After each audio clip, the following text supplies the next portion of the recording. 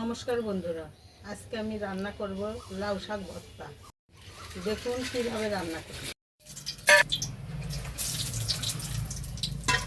কাঁচামরিচ,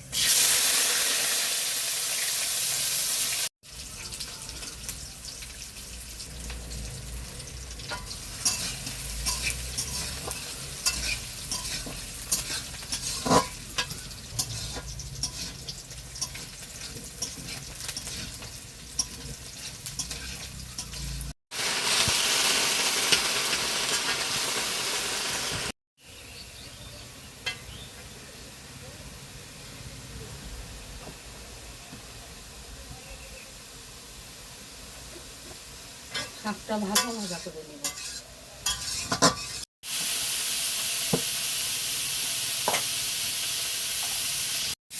লাউ শাক ভাজা হয়ে গেছে, এখন তুলে নেব।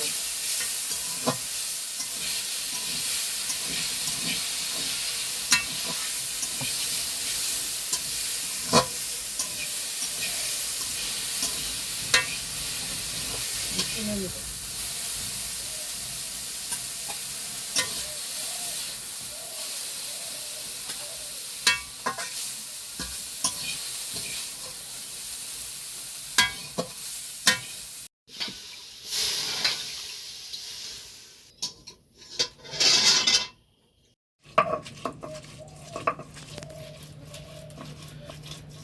বাটার পরে এর স্বাদ আরও দ্বিগুণ বেড়ে যাবে।